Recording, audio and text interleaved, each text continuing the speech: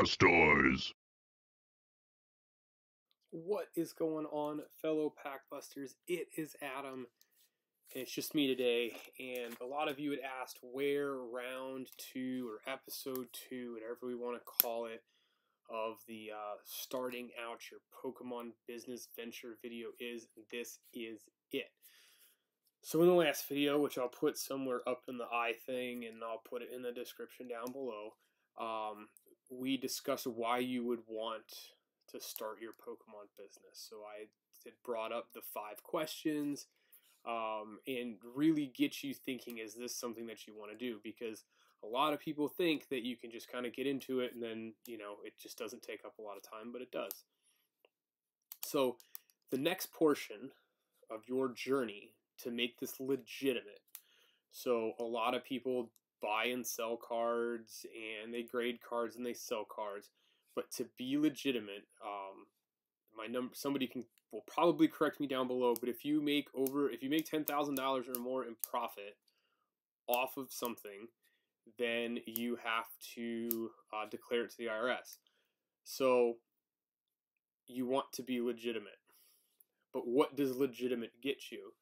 Legitimate gets you some tax benefits. Legitimate gets you distributors that you can buy your cards, your sealed product from, right? And being legitimate allows you to have access to extra features in PayPal Business. It allows you to have extra features in eBay. It allows you to open up business accounts that, if you are needing backing, have some way better lines of credit because you can show that you're a legitimate business, that kind of stuff. So that's what you get. So the next portion in the journey is setting up either your corporation or your LLC. Us here at Hydro Pump, we did the LLC.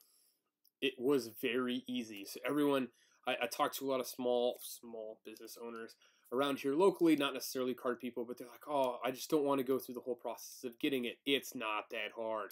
It's actually way easier than you think. So Adam and we used, I did a lot of research into third parties that help manage it, right? Because there's a lot of legal stuff, there's a lot of paperwork filing, and there's fees that go along with it, and there's ways to expedite the process. And I wanted to do this the best way possible, and I wanted to do it the right way. So we found an online company by Zen Business. I will link them down below, but it was so easy. All we did is we plugged in all of our information, what the business was about, etc., the state we were registering it in, the address associated with the business, all of the owning parties of the business, that kind of stuff. It was easy. Just plugged it all in. And then they filed all your paperwork for you. And you can set it up to be recurring. And it will charge you to refile every year to keep the business open. The one thing that I liked about Zen Business, and it has now become like invaluable to us, was that they immediately will register your domain name if you plan on opening a website or starting a website. So right off the bat, I think we had done like Hydro Pump LLC or something like that. It was just the business name, and then we were able to go back in. And granted, it was a minimal fee because we were in works with them, and we ended up getting the Hydro Pump Poke Shop from them as well and registered it, and obviously that's what our website is now. So once we started the website, things were just, it was easy, right? But it was a one-stop shop. You pay based on the fees are all based on the state that you are filing in, or you're starting your business in, and then you can expedite things. And I think we got ours back, and we did expedited, we got it back within 3 to 5 business days. It was awesome.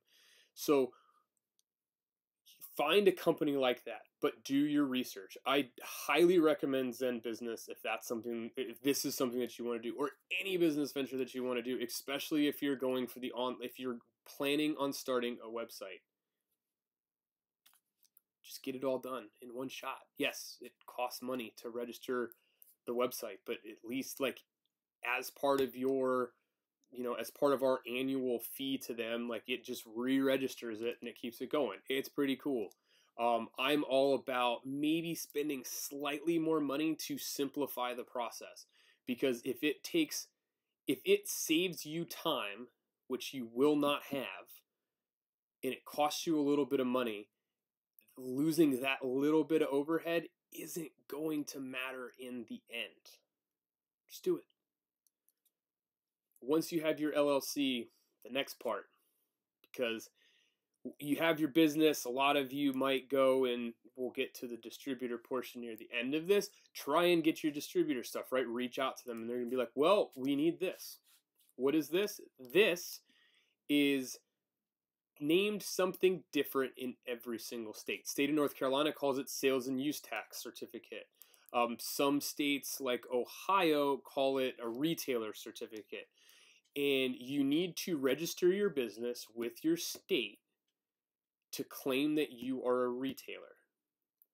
They send you a certificate or a piece of paper back that says, hey, we approve you as a retailer. And that allows you access, the last piece of access, to at least apply to start working with a distributor. What this also does, where I think a lot of people get in trouble, and we felt slightly behind in the beginning because we were still trying to figure it out, because trying to do a lot of this on our own, is you have to pay your some states are monthly taxes, some are quarterly. Just make sure that you keep up with that. So that is something that will sneak up. So state of North Carolina is monthly. I thought it was quarterly.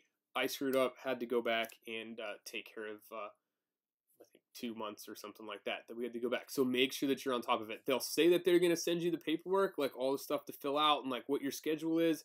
From what I've heard from other people, most states are like a couple months behind. So you kind of forget about it because the forms and the paperwork haven't showed up in the mail. I mean, most states, I haven't heard of a state that's not lenient yet, where you're like, hey, like this is brand new, we didn't get our paperwork, didn't get like the whole walk me through this, how does this work thing. So just know that you have that on top of it. When you have the LLC, you also have to file your federal taxes for business, so don't let that fall off. Good bookkeeping is really good. Once you fall behind on it, it is awful to get back. So we did a really good job in the beginning of keeping track of things. We tried to digitize everything, but we never plugged it into a system, and so I'm kind of starting to go back now using QuickBooks to help keep track of all of that stuff. And then that also helps you with your end-of-month taxes, and it also helps you with your federal stuff. So even if you use a CPA at the end of the year to help, or another tax professional at the end of the year to help you with all that stuff, at least all of the numbers line up. And things like QuickBooks will really help you. And yes, it's another expense. You're going to go and you're going to look at it, and you're going to be like, oh, I don't want to spend this. But every little, I'm telling you, at the end of the day, every expense is an expense to the business. And B, everything that helps streamline stuff makes it that much easier. So look into things like that. Look into, if you think you're going to be once you get to the higher volumes, or you think you're going to get to the higher volumes like we've started doing, find somebody to help you with the bookkeeping or the taxes. I don't think we're quite at the bookkeeping, but I would definitely like to shoot somebody my numbers right now, which we're starting to do, and them make sure that everything adds up and that the tax stuff is taken care of appropriately. So look into that. You're going to have to put some money out somewhere because you just can't do it all. Next piece. It's probably the piece that everybody wants to know about. Distributors. How does the distributor thing work? I'm going to link it down below as well. I'm just going to throw it all out there. Link it down below.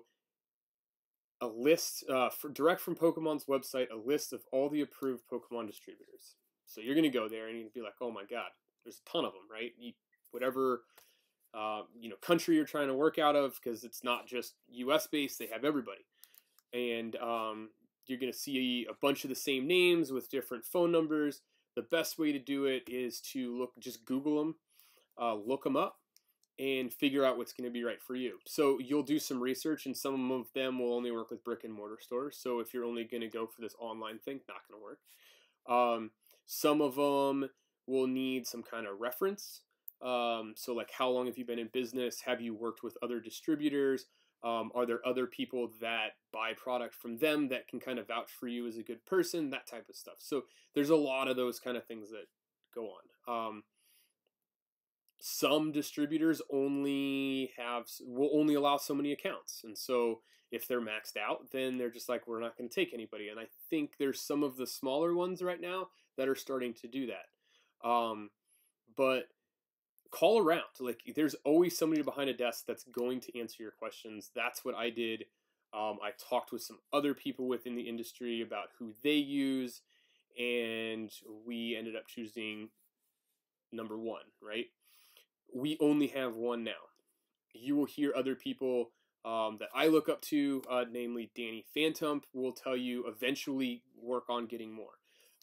Adam and I are not at the point, we're starting to get to the point of where I think we need to start working with another one, but I'm not ready to try and juggle two. There's a lot of people that juggle three.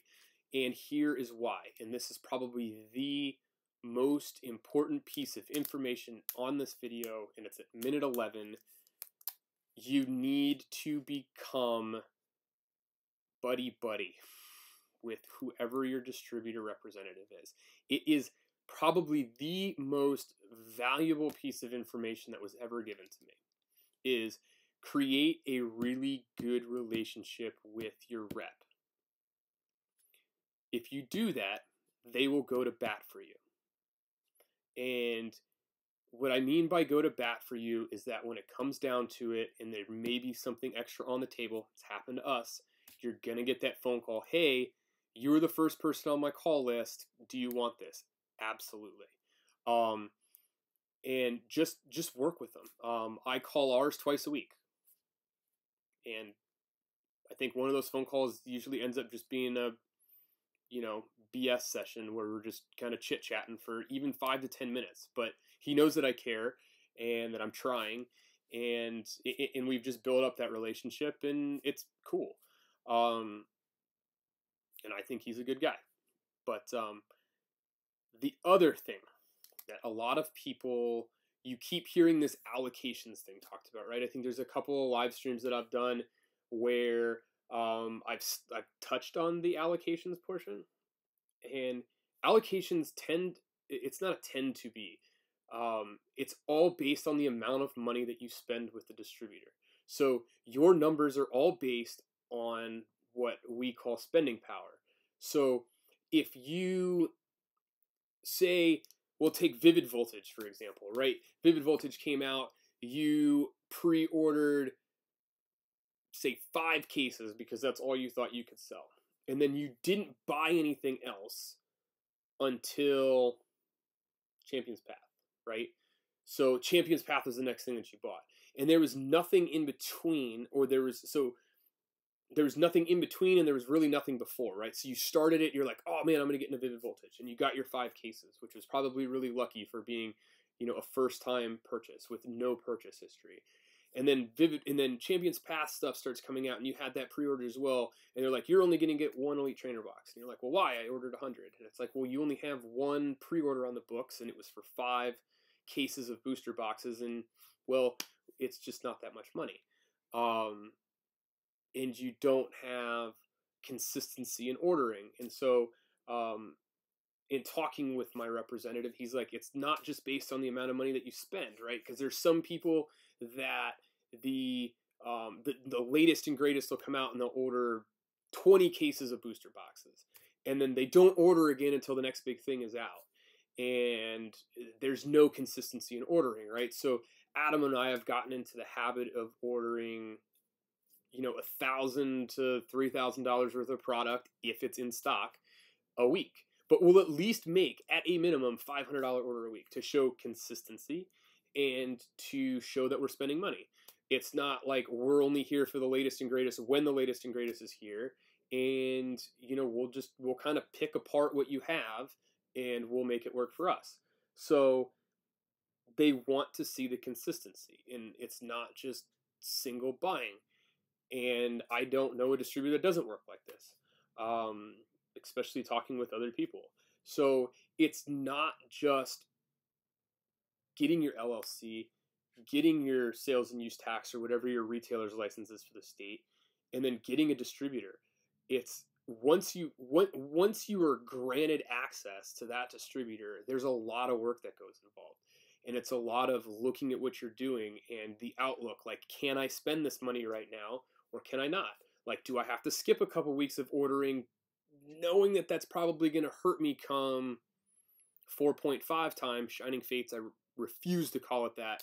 I'm going to call it 4.5 because I think the name is horrible. But like, what can I order in between to help build up those allocation numbers, right? So those pre-orders are due to the distributor by the end of this month. And, you know, what can I do to help boost that? You have to figure out what you can do. You may not get everything, but, you know, show that you're working towards it, because that's where it's going to get you. So that's the skinny today. I'm going to try and keep these to 15 minutes. I know I went a little bit long. I mean, in the comment section down below, let me know what you want me to talk about. I have done tons of research with this. I continue to research. Adam continues to research. And, you know, we're trying to make this as the best thing we possibly can. And we're going to continue to chop away at it and hopefully give you our standpoint. Go watch Danny's videos. Danny's videos are outstanding. And he's been in the business for years now. So there's a different perspective there. But this is us. Like, we just started. And I'm telling you, like, it's all fresh. And so I hope you enjoyed it. I hope you come back to the other ones. I'm going to try and do these weekly the best that I can, time permitting. But yeah, congratulations if you're starting this up. Good luck if you're getting ready to do it. Put your questions down below. Hit us up on Instagram. Hit us up on Discord. Ask your questions. I'm here to help. Adam is here to help.